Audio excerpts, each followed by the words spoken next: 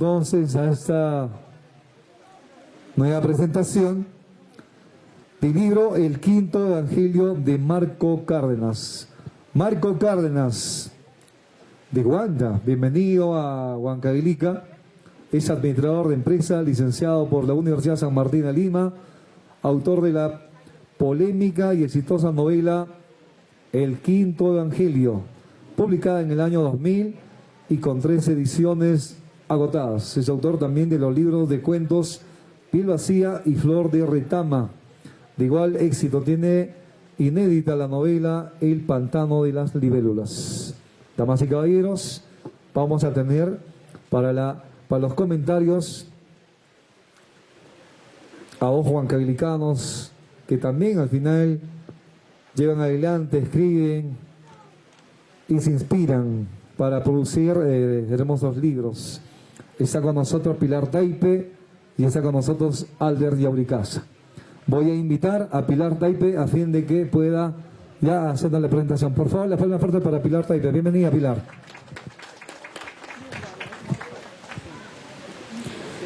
El Señor esté con ustedes. Y con tu espíritu respondemos usualmente cuando vamos a misa. Lectura del Quinto Evangelio según Marco Cárdenas. Los escribas, fariseos y otros hombres del vulgo, en aproximadamente número de 60, llegan con una mujer cogida de los brazos, bañada en lágrimas, que ha sido sorprendida en adulterio. Le ponen delante del Mesías y le dicen: Maestro, esta mujer ha sido descubierta cometiendo flagrante adulterio. Moisés nos mandó en la ley apedrearla. ¿Tú qué dices? Jesús mira a la mujer y siente escalofríos. Los senos de la acusada suben y bajan acelerados. Sus cabellos sueltos se mecen al compás del viento. Tienen la mirada de terror. ¿Qué hay en esos ojos? Miedo, desesperanza. Una vida cuelga de un hilo.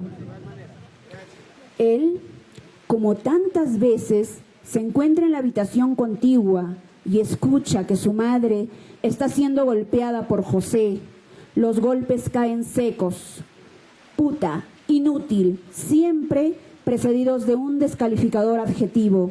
Ella grita de dolor, pero adúltera, imbécil, ignorante. Otro golpe la silencia. Él tiembla. Sabe lo que es el dolor físico propinado por el padrastro. Entonces opta por cerrar la boca, por tragarse la impotencia. Nunca te dejaré de hacer esto mientras el fruto de tu adulterio esté frente a mis ojos, maldita.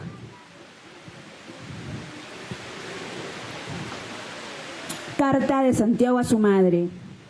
Mi padre hizo bien en golpearte casi a diario, pues era una forma de darte a conocer el poder de la ley.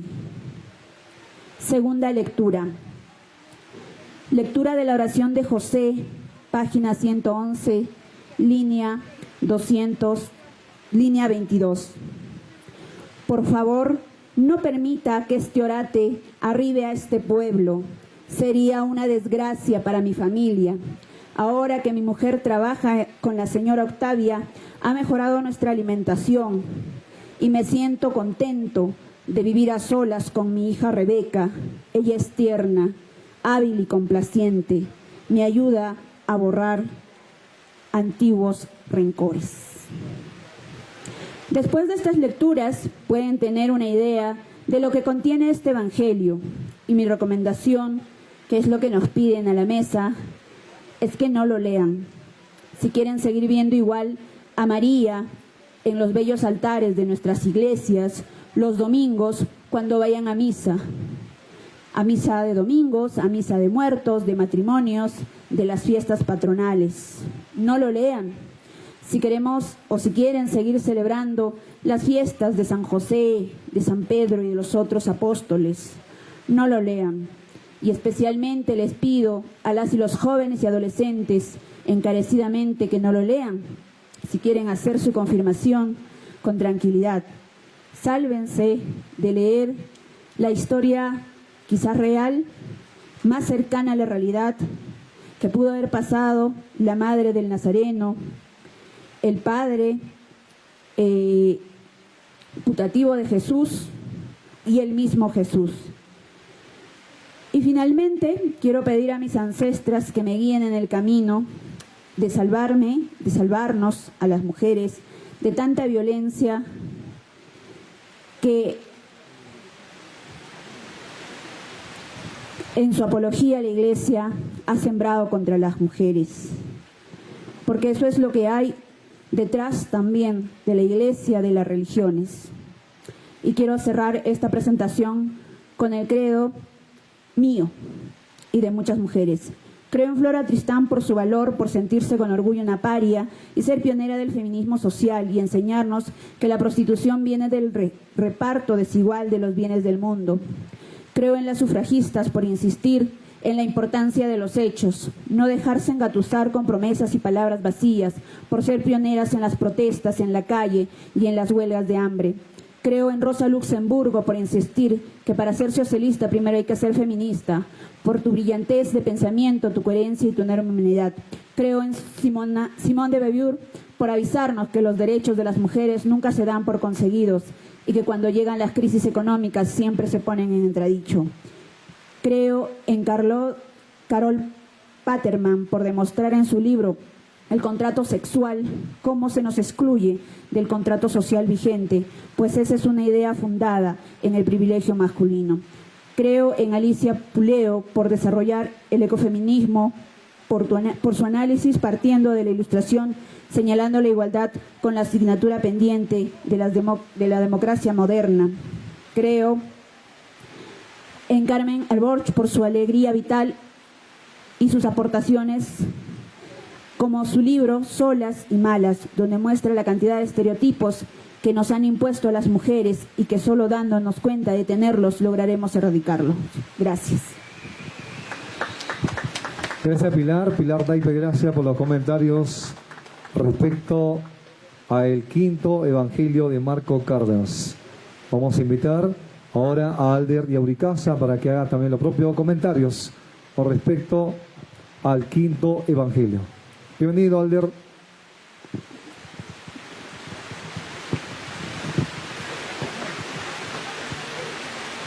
Muy buenas noches con todos. En realidad es un privilegio presentar esta novela de Marco, el quinto evangelio.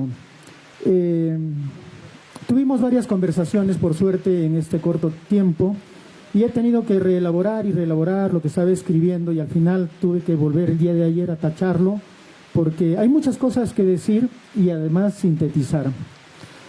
Este gran polémico personaje de la historia de la literatura hebrea, que se llama Jesús de Nazaret, ha creado a nivel mundial muchos sismos y muchos cambios, y a través de su nombre se ha matado inmensas culturas por su propia dominación, y eso lo sabemos, ha pasado en nuestra cultura. Pero dentro de esa misma cultura de la muerte, se llama, ¿no? La cultura de la muerte, de la adoración a un cadáver, a una esfinge, a una imagen de Cristo, no solamente ha sido la de la hebrea, también la inca la ha tenido, con todas las momificaciones que hemos tenido. Por eso se celebra el Ayamarjay. También la hemos tenido, sobre todo en México. Ni qué decir de los egipcios.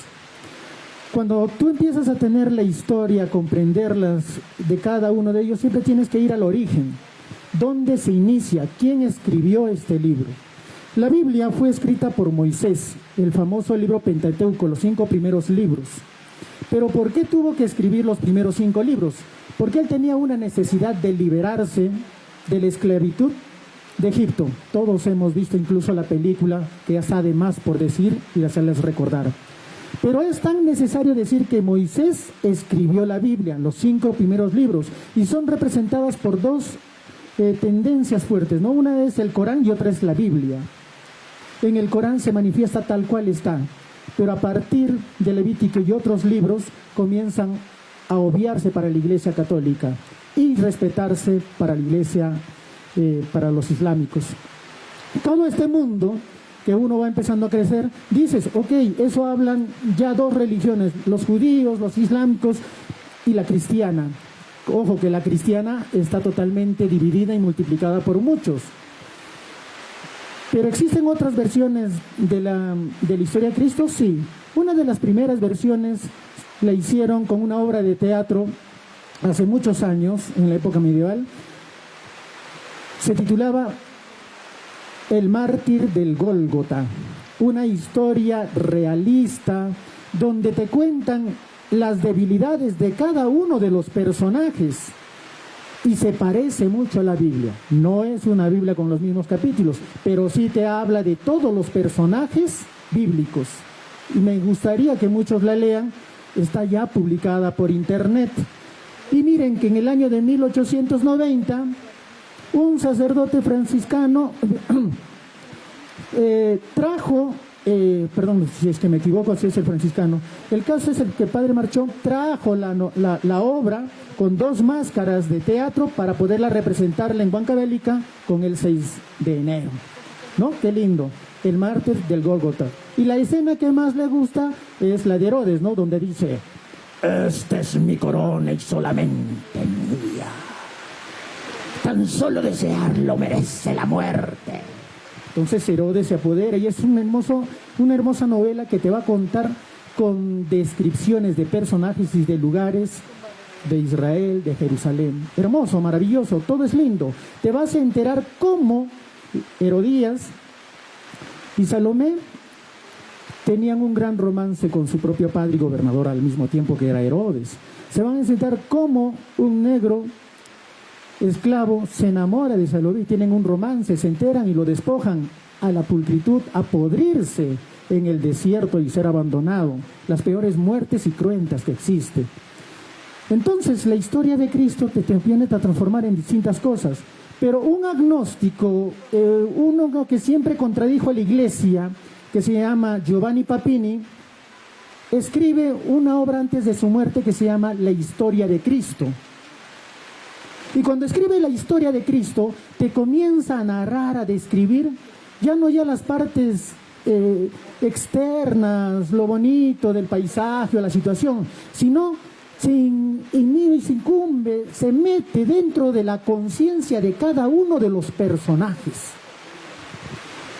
Con citas bíblicas, literalmente encaja en uno de cada personaje. Por ejemplo, nos va a describir cómo es Pilatos, un hombre afeminado, un hombre que tiene miedo a la verdad, un hombre que le gusta hacer orgías romanas porque tiene ese poder de cónsul, ¿no? Y siempre duda de que si él va a tener toda la vida el poder o le van a quitar el poder, porque él era consciente de que todos tenían esa famosa justicia de ser asesinados o envenenados. ¡Wow! Y él se mete en cada uno de los personajes, pero ya no del punto de vista literal o no, sino desde el punto de vista psicológico, emocional, con sus debilidades y con sus grandes virtudes. Giovanni Papini es un gran monstruo ahí cuando empieza a dar. Él siempre ha cuestionado a la iglesia, siempre, pero con esta obra afianza la verdad, se acerca más bien a la iglesia católica antes de su muerte. Posteriormente tenemos otros libros que nos van a dar, ya lo han mencionado, por ejemplo, Orlando Loaiza, ¿no? El Evangelio según Jesucristo de Saramago, que es otra realidad de cuestionar a la sociedad, a su entorno y hablar la versión de Cristo. Podría haber sido ese el quinto evangelio, ¿cierto? Porque ya lo está hablando Jesús. Porque hay un evangelio de María, sí, que lo he leído. La de Judas, sí. Existe hasta el evangelio de Magdalena, los cuales son considerados como apócrifos, que no están contados dentro de la verdad. Pero miren, fíjense, para que pueda haber todo este tipo de cosas que están dando, en el año de 1997, a las orillas del Mar Muerto, se encontraron la séptima gruta. En la séptima gruta encontraron unos pocillos de barro donde estaba metido unos papiros.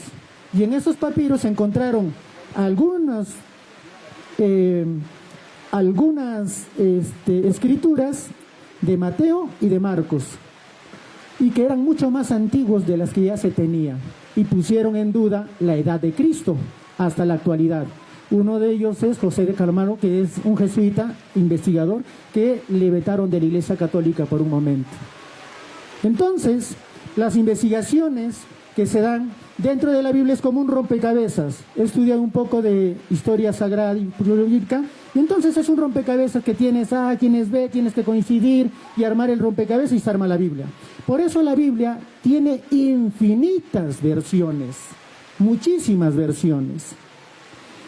Y cuando tú empiezas a leer la Biblia, que en realidad tiene mucho de derecho, tiene mucho de regimiento constitucional, tiene mucho de las constituciones helénicas, actualmente rige a casi todo el mundo, basado en los 10 mandamientos que hizo Moisés, posteriormente todo lo que dice en Levítico y todo lo que dice en Deuteronómico, ¿no? Estoy mal, Deuteronómico. Entonces, cuando tú llegas a hablar de estos libros que son leyes basadas en que te prohíben, que una mujer adúltera puede decirte esto, el otro, que no te debes juntar con fulana, con mengano, y es una sucesión de prohibiciones. ¿Por qué? Porque aquellas fechas la vida no valía nada.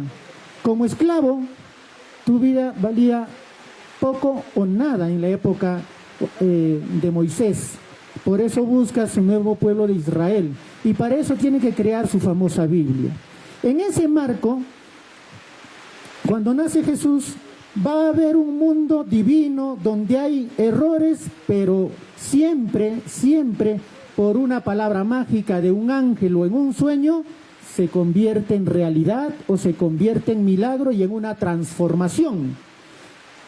Ese cliché de mágico, en el quinto evangelio, Marco comienza a ignorarlo y pone la parte carnal, la parte sexual, la parte bestia del hombre.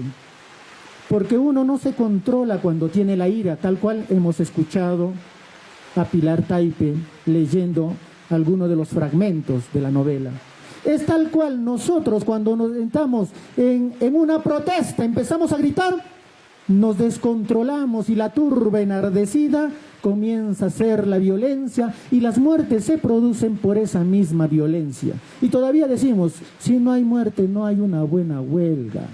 Es esa violencia que está aquí metida, pero desde el punto de vista carnal, cuando dices, hay toro de corrida y si no hay muerto no hay buen toro de corrida.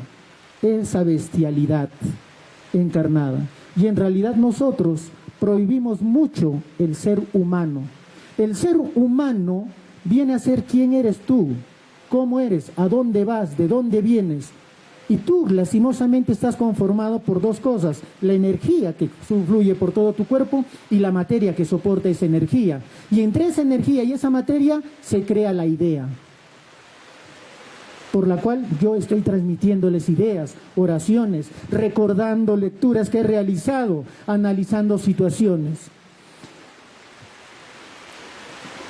Marco, en su novela, nos presenta y nos describe de manera cruda, sin tapujos, tal cual Adán y Eva fueron descubiertos por el gran hacedor de todos y los despojó hacia afuera. Igual, Él despoja a la Virgen María, Él despoja en su ira y en su cólera natural de cualquier hombre engañado a José.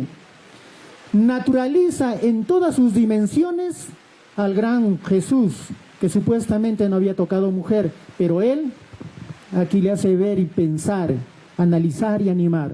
Es que cada uno de nosotros tiene una versión de las cosas, tiene su propia versión, que puede compatibilizar con unos cuantos, con los demás. Eso es cierto, puedes hacerlo. Pueden prohibirte, pero ¿qué sucede cuanto más te prohíben? Más ganas y más tentación tienes de hacer las cosas. Contábamos con él si él tenía oración. Yo sí tengo oración, yo rezo porque yo creo en algo, en una fuerza superior, no necesariamente en un Dios que podemos encontrar en la Biblia, sino es esa fuerza de la naturaleza o quizás de la fuerza exterior que sí llega y puedes tú transformar las cosas con decir que tú puedes venir o no puedes venir, puedes llegar a algún lugar. Esos deseos de yo quiero, yo puedo, yo lo hago, esa transformación sobrenatural. Marco es otro humano que pelea contra otros humanos, porque podríamos cambiarle de nombres a cada uno de estos personajes si pudiera ser cualquiera de la vida de nosotros, con alguna experiencia sexual, de cólera, de fusilamientos, de perdición, de irracionalidad. Triste y lastimosamente, esa vida confluye en cada uno de nosotros. Uno de los capítulos que más me ha aterrado ha sido casi al final, que les voy a tratar de dramatizar, que a mí me encanta para que ustedes puedan tenerlo, ya que Marco te invita a eso, a racionalizar, a racionar, a pensar sobre quién eres tú y hasta cuándo puedes llegar. La imaginación que tiene Marco desborda fantasías, desborda ¿qué te puedo decir? O sea, yo me he quedado asombrado de muchas cosas que hasta podríamos llamarlo aberrante. Si alguna vez he leído a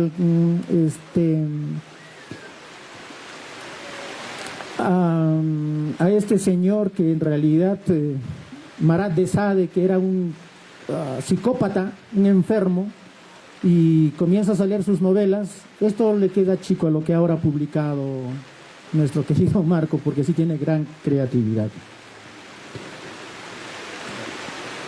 ¿Qué quieres?, le dice Judas. Señor, yo solo quería ayudarlo. Pobre, mueve el desertor apóstol la cabeza. ¿Por qué pobre, señor? Oye, ¿hace cuánto tiempo que vienes siguiendo a ese sembrador de ilusiones que no te ha ayudado en nada? ¿Acaso no continúa siendo el mismo deforme, torcido, cojo e inútil de siempre? Sí, señor, pero usted también es parte de esa marcha. Ah, pero ya llegamos al final del camino. Señor, disculpe que le confiese, pero lo único que he esperado es más que un año de seguimiento a ustedes. Es convertirme en un hombre normal, en un ser que no cause repugnancia ante los que tienen ojos.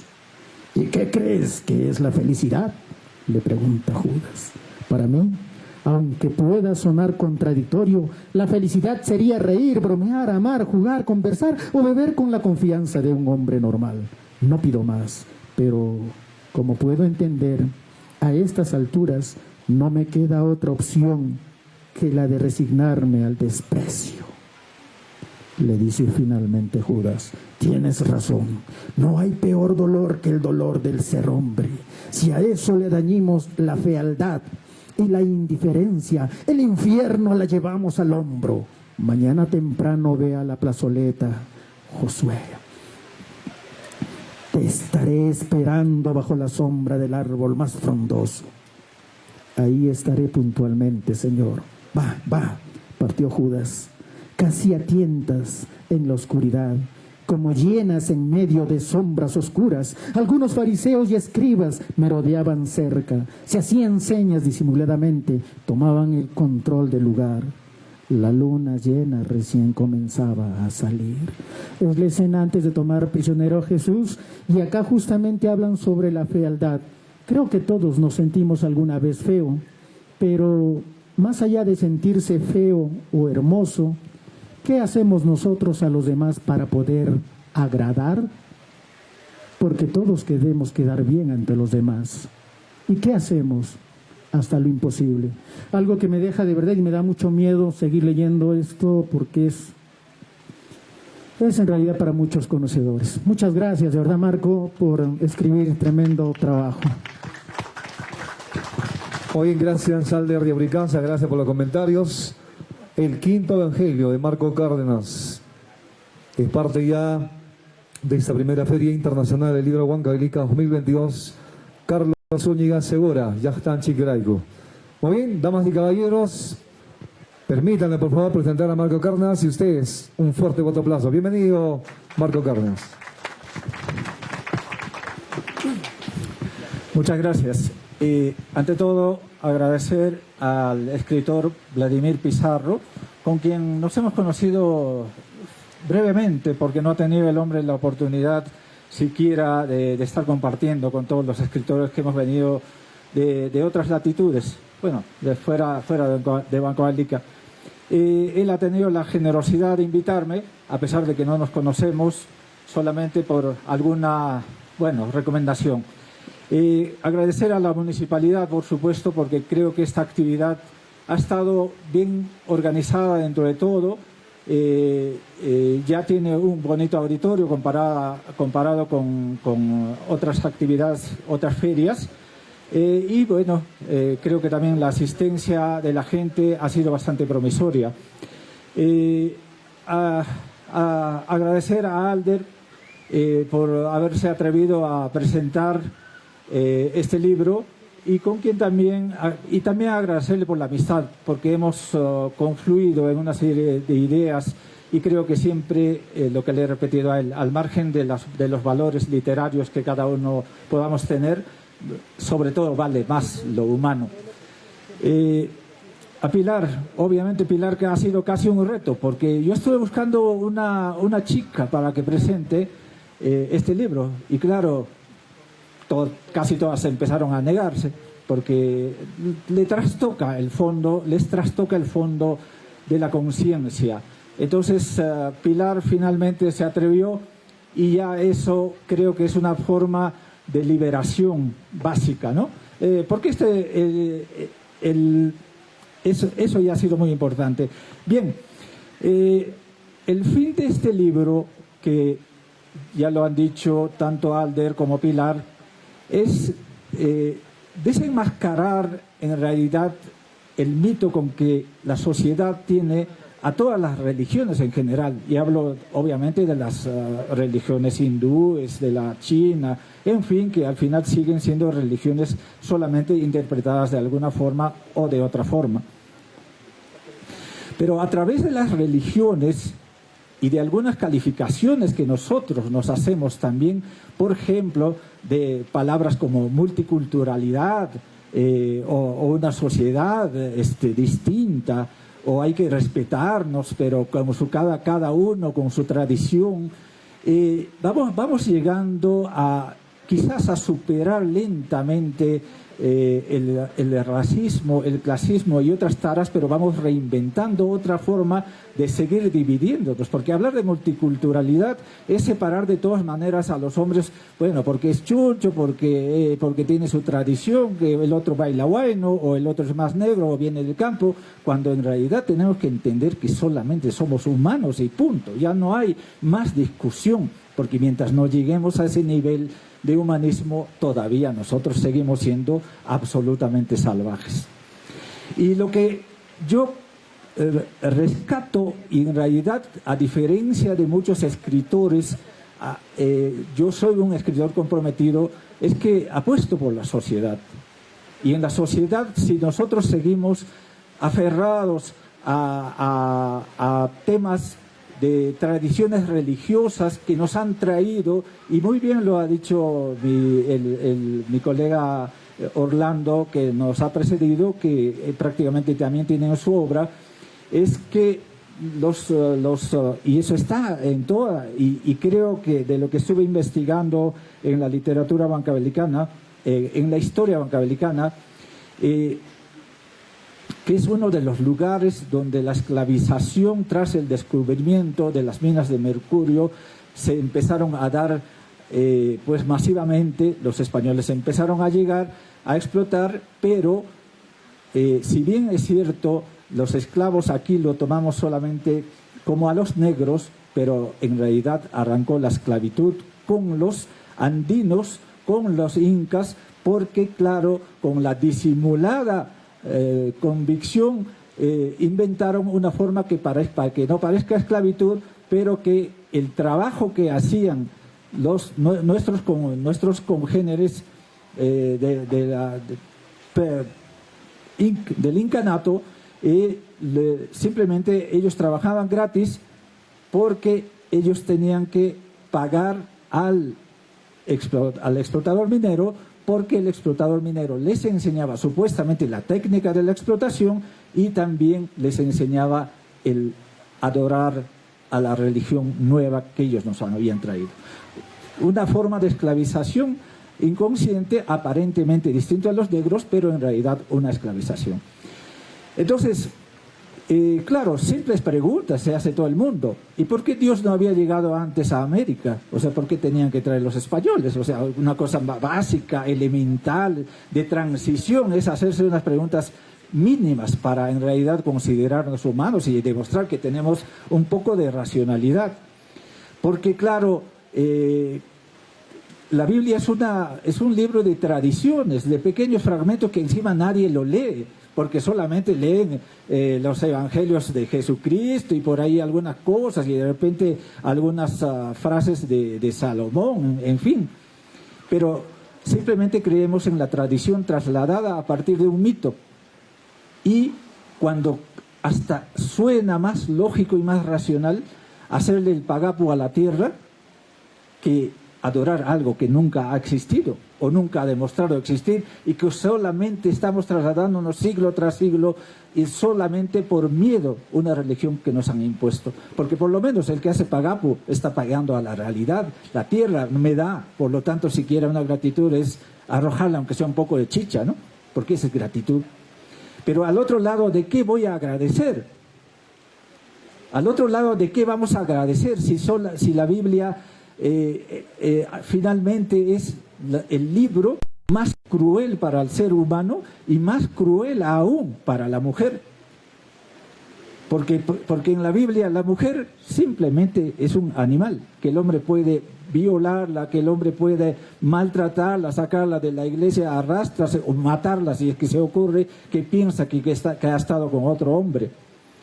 Entonces, las mujeres todavía, encima que crean en esto, es porque obviamente no han leído la Biblia. Porque si leyeran la Biblia por completo, definitivamente entenderían que esta religión es la más cruel que puede ser para ellas, y producto de eso, obviamente, es una demostración muy simple. En los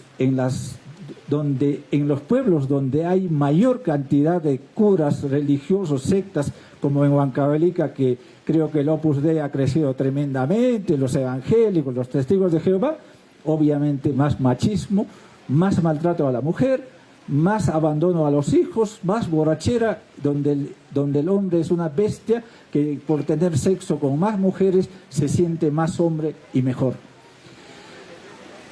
Bien, ya no voy a... Yo sé que por el libro también yo he perdido empresa, he perdido amigos, por lo tanto solamente los invito a ser más racionales, también comprar mi libro y a atreverse, pero también no solamente a comprar mi libro y atreverse, sino invito yo a la sociedad a que tenemos que empezar a investigar más, a ser más atrevidos y además, por ejemplo, en la mañana yo colgué en el Facebook mi opinión respecto a los libros de autoayuda. Entonces, claro, me han llenado de insultos, tengo como 150. Porque los libros de autoayuda, señores, son para autoayudarse a la idiotez. Porque justamente la ignorancia hace que el libro de autoayuda parezca para ayudarnos. ¿Pero ayudarnos a qué? Simplemente a creer que, como hay un libro famoso que se llama ¿Quién se ha robado mi queso? Que obviamente que creo que está escrito para idiotas. Pero lo peor de todo es que yo decía que los profesores recomienden esa atrocidad. Simplemente esos no son profesores, esos son asesinos de la cultura, que si Antauro estuviera en la plaza probablemente los fusilaría a todos. Bueno, si Antauro fuese inteligente, ¿no? Pero bien, muchas gracias, señores. Para mí una oportunidad. Huancavelica ha sido muy grande en la recepción. Gracias. Muy bien, gracias, don Marco Cárdenas. Las palmas fuertes una vez más, por favor, para él. Permítame, don Marco, la par de Lempa se le entrega, por favor, de este certificado a nombre de la Honorable Municipalidad Provincial de Huancavelica. Sé que usted ha recibido varios, seguramente, testimonios, pero sé que es el que le faltaba. Sí. Así que téngalo, por favor, testimonio de esa primera Feria Internacional del Libro Huancavelica 2022, que se aperture y que el próximo año consideramos que debe continuar, y con personalidad como usted yo creo que eso va a ir creciendo, creciendo y creciendo. Gracias Aldi, gracias Pilar, gracias Marco Cárdenas. Muy bien, seguimos con la Feria Internacional del Libro Huancavelica 2022. ¿A cómo están los libros, don Marco? 40 soles. 40 soles los libros, el quinto evangelio. Así que de puño y letra, dedicatorias, el día de hoy acá justamente con Marco Cárdenas. Muy bien, damas y caballeros, señoras y señores, vamos a continuar. Ahora sí tenemos